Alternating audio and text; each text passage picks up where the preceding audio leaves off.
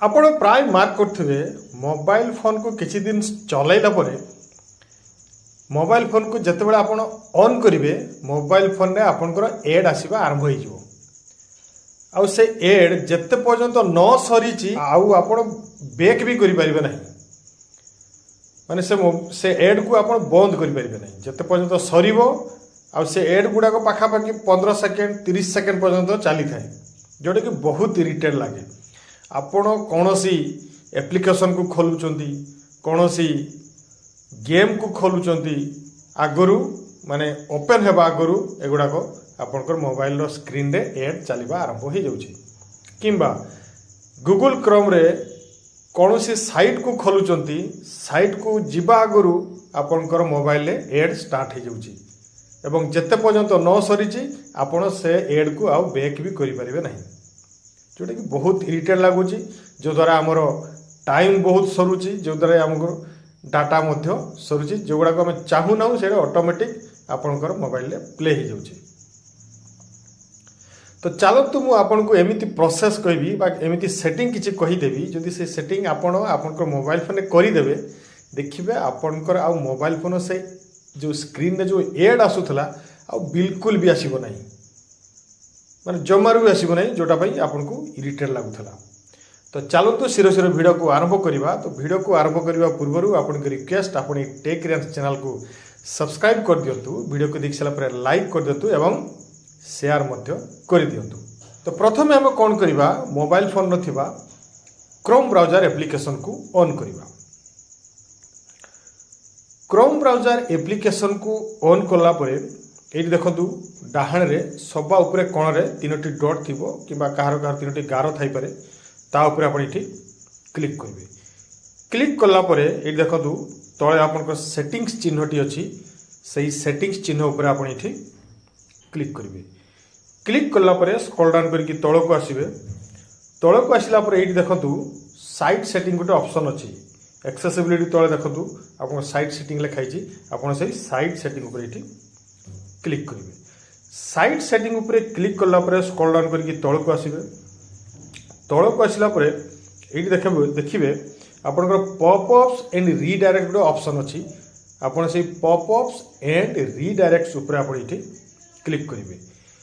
Click କଲା ପରେ by default ଆପଣଙ୍କର ଉପରେ ଏମିତି ଅନ୍ ହେଇକିରି ଥିବ।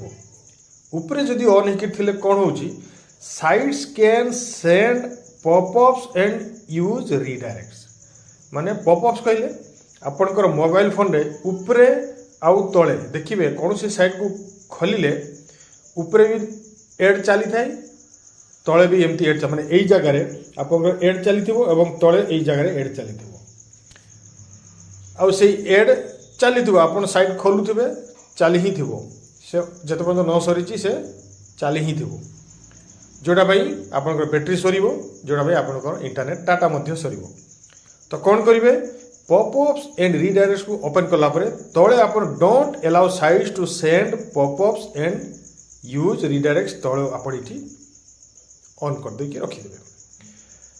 ତାପରେ ବ୍ୟାକ୍ ଯିବା, ପୁଣି ସେଇ ସାଇଟ୍ ସେଟିଂରେ ହିଁ ଟିକେ ତଳକୁ ଆସିବା।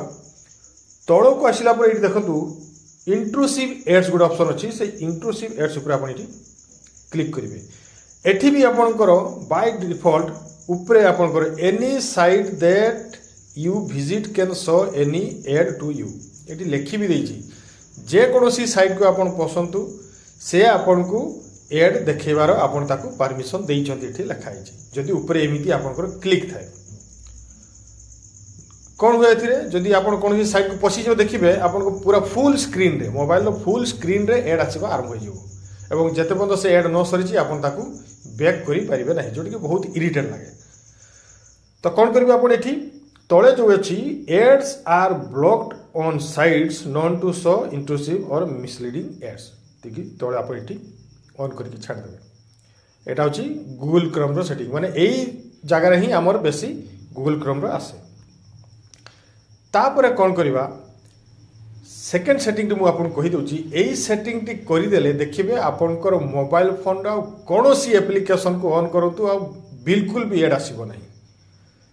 କୌଣସି ଆପ୍ଲିକେସନକୁ ଏଡ୍ କରନ୍ତୁ, ଅନ୍ କରନ୍ତୁ, କୌଣସି गेम को ऑन करंतु कौन सी एडिटिंग एप्लिकेशन को ऐड करंतु फोटो एडिटिंग एप्स हो किंबा वीडियो एडिटिंग एप्स हो किंबा मूवी देखिबा जो आपण एप्लिकेशन रखी थे सेम एप्लिकेशन को ऑन करला आगु जो ऑन करला मात्रे ही जो एड आसूची से एड यही सेटिंग टी करदेला परे आउ आसीबो ही नहीं जीवन सारा आसीबो नहीं मु कहि दूची। तो कौन करवा मोबाइल फोन नथिबा सेटिंग को ऑन करवा सेटिंग को ऑन करला परे सर्च सेटिंग से सर्च बार ऊपर इठी क्लिक करिवे क्लिक कला पर इठी लिखि देबे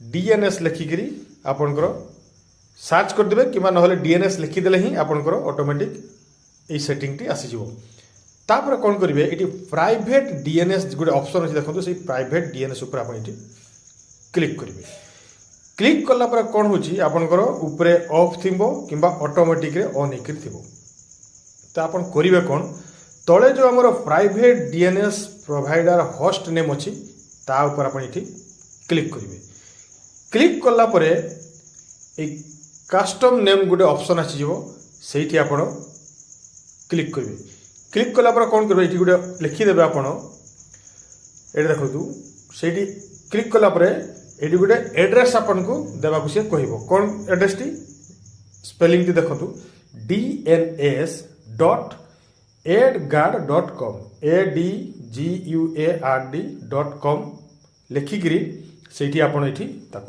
सेव करदे सेव करदेला देखिए आउ आपणकर मोबाइल जेकोसी एप्लिकेशन को खोलतु से एप्लिकेशन को खोलिबा आगु आउ एड आसीबो ही नहीं जे एप्लिकेशन को खोलतु जो एड आसूला बिल्कुल भी एड आसीबो नहीं डायरेक्ट से एप्लिकेशन खोली जीवो से एडिटिंग सब एप्लिकेशन हो गेमिंग सब एप्लिकेशन हो आउ आपणकर मोबाइल फोन स्क्रीन रे आउ एड आसीबो ही नहीं टोटाली बंद हो जदि आप यही सेटिंग टी करके रखिथे।